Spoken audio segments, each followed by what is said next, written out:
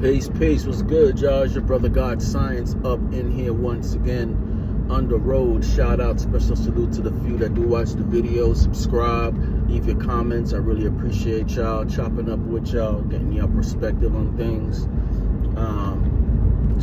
Really appreciate y'all, all the new subscribers, man. Really humble by that, man. Appreciate y'all. The Alchemist, man. The Alchemist. Is he in GOAT status? Like, is he in the conversation? And I hope everybody out there know who the Alchemist is. Alright, some of y'all might not know, but the Alchemist is a producer that came out probably like around 19. Actually, he actually came up from under Cypress Hill, DJ Muggs. One of my favorite albums, Temple of Boom, which is the third album from Cypress Hill. He actually was working with Muggs, picking samples and things like that. I think that's why that album is so dope. But and that's taking nothing from DJ Muggs. He's a legend. But he basically, you know, is a prodigy of DJ Muggs. And the first time I heard of the Alchemist is when I bought Murder Music. And when I bought Murder Music by the infamous Mobb Deep, he had two songs on that album, Thug Music and The Realist, which Cool G Rap killed. I mean, he killed that song. But that was the first time I saw produced by the Alchemist, and off bat I was like, yo, who is this Alchemist dude? Because it's dope.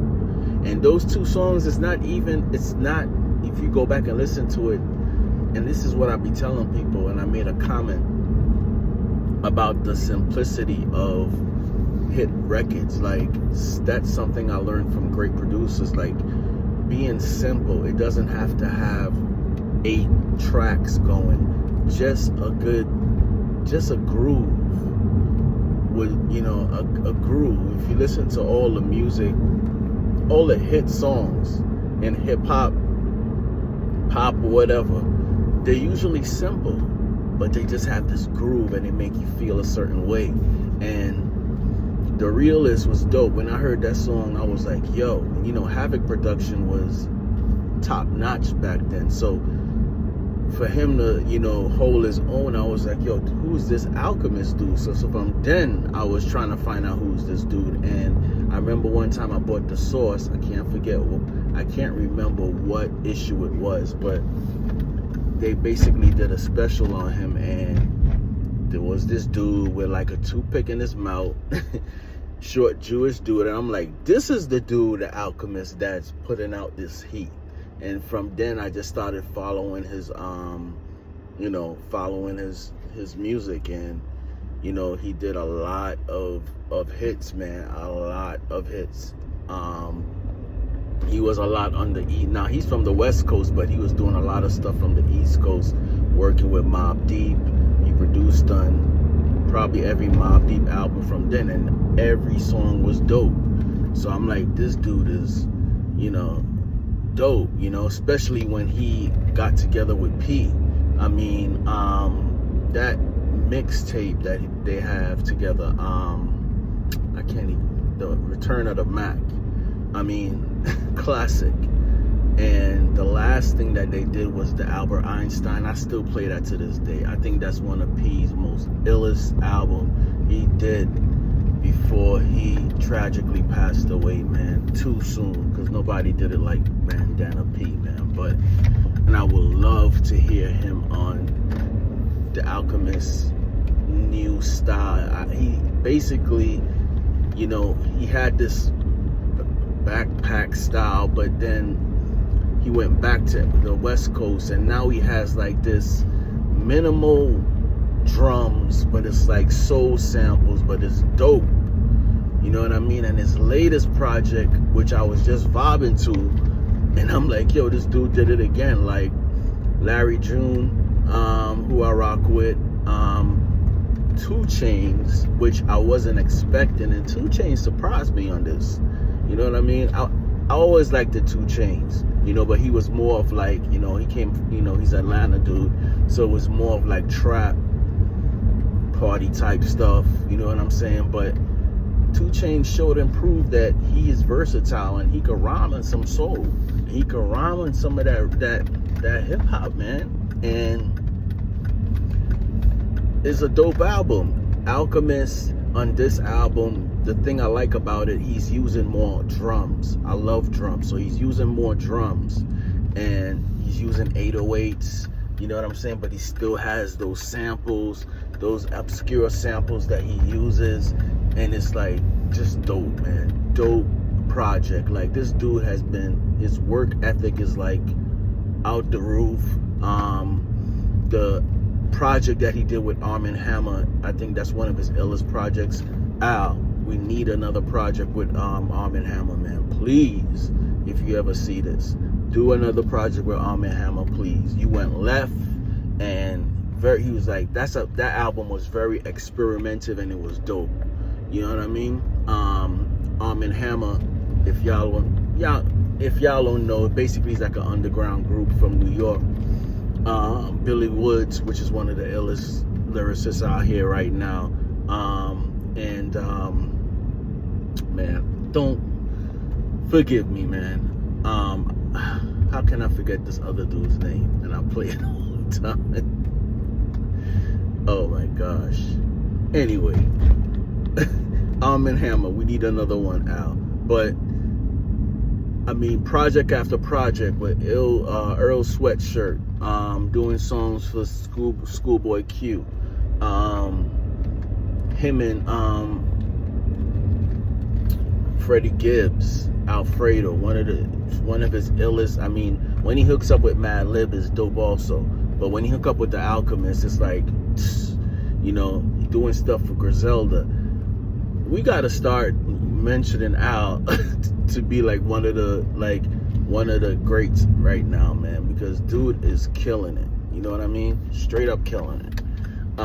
Every project this dude touched is just dope. He actually put out a project, which I wish it was a little bit longer, but you know, people attention spans is not that long these days. But it's dope. You know what I mean? And Al can rap. You know what I'm saying? He's not whack under. He was never whack. He never whack. You know what I'm saying? Even when he came out with Chemical Warfare, he can rap, and he actually came from the group The Hooligans. I actually have that CD, that single. It didn't really go anywhere, but you know, he started off as a MC. But The Alchemist, man, I actually was able to watch his masterclass, and you know, basically he gave a little bit of his secrets of how he produced and stuff like that using the ASR 10. Something that I'm gonna definitely buy. As a producer, I never used the ASR 10. I've used the SP12, of course, an MPC. I basically used Native Instruments machine, but it was cool to see what he used, you know, how he gets his samples and things like that. But he has a sound. When you hear, you know, when you hear an Alchemist beat, you know what I mean? And he's just been putting out heat, man, straight heat. Hip hop is dead? I don't think so. I mean, dude is holding it down. You know, that West Coast been holding it down for, you know, whether it's Kendrick, Mustard, you know, Alchemist is from the West Coast. I know we try to claim him for the East Coast, but the great thing about Alchemist, he's versatile, you know what I'm saying? He can make a beat and it sounds straight West Coast. I would never forget that beat that he did for Jadakiss album, and he has Lil Wayne on it. Woo! If y'all don't know what I'm talking about, go check that album out. That was, which one was this third? It was Jadakiss' third album. I forgot the name of that song, yo, but look it up. It's a song that's on Jadakiss' third album, and Alchemist produced it, and it was featuring Lil Wayne. And Lil Wayne killed that song, but the beat is so grimy. It sounds like you're about to do a drive-by. That's how Alchemist, his song is like dark and grimy. Like, you're about to do a drive-by, it's nighttime, and you're hearing this in the background, this song, and it's like, when I heard it, I'm like, yo, like every project he put out, the one he did with Earl Sweatshirt, it's just dope. We got to start asking ourselves if Alchemist is one of the greatest producers out here right now, because he's killing it. He is killing it, man.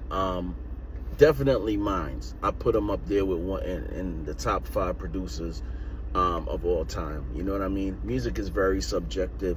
I know some people will disagree, some people would agree. You know, producers, like, I'm gonna say something right now, and a lot of people might be like, what? And I say it a lot, you know, with other producers I know and stuff. For example, let's take a producer like Jay Dilla, right?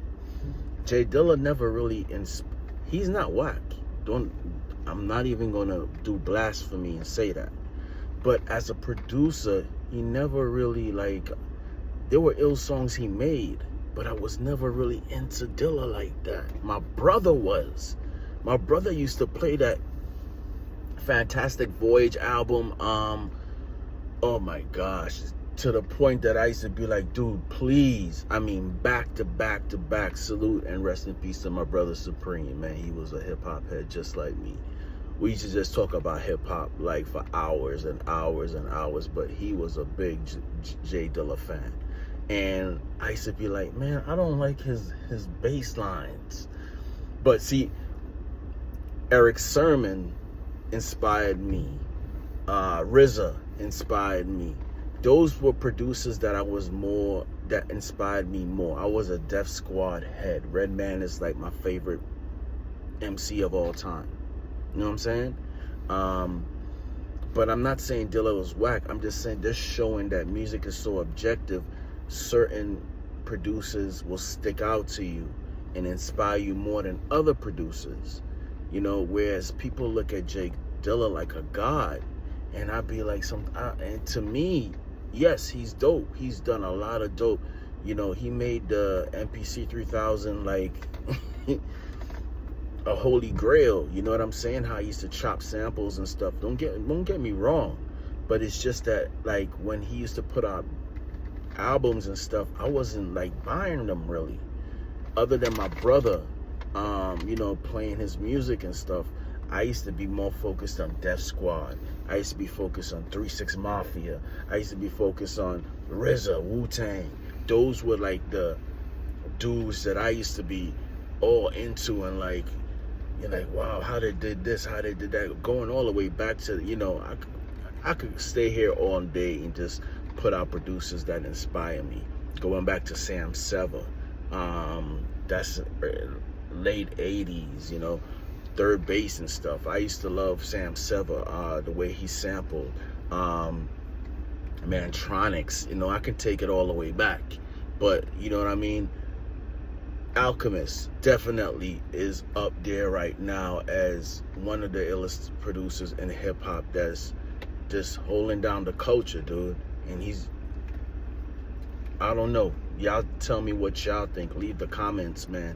Do you think Alchemist is like in that, you know, conversation to go, like one of the illest out here, top 5 producer? Because it's just like project after project, this dude is just coming with heat, especially when he hooks up with Boldy James. Salute to Detroit. Oh my god, woo, that album he did with Boldy James, man, The Price of Tea, I'm still playing that. Like, it's just dope. You know what I mean? It's like Alchemist is here to like save hip-hop in the midst of all these other producers just sounding like each other and all that. You still have that essence of hip-hop, man. That essence. Dudes like Alchemist, dudes like Derringer, dudes like Conductor,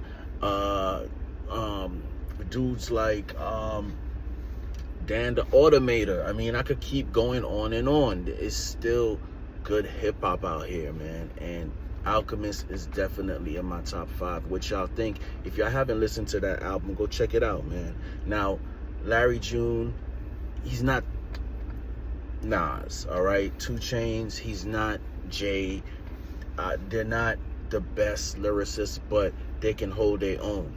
And on this album, 2 Chainz, yo, I'm impressed, man. I'm like, yo, I like the move he did. You know what I mean? It's refreshing. He like reinvented himself, and he's rapping over some different type of beats, and he sounds good, man. It's like I've been playing that album back to back to back to back every time I get in the car.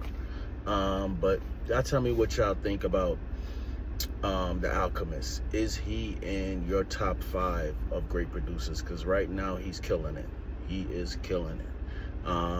If you made it this far, I really appreciate it. Thank you for subscribing to the channel.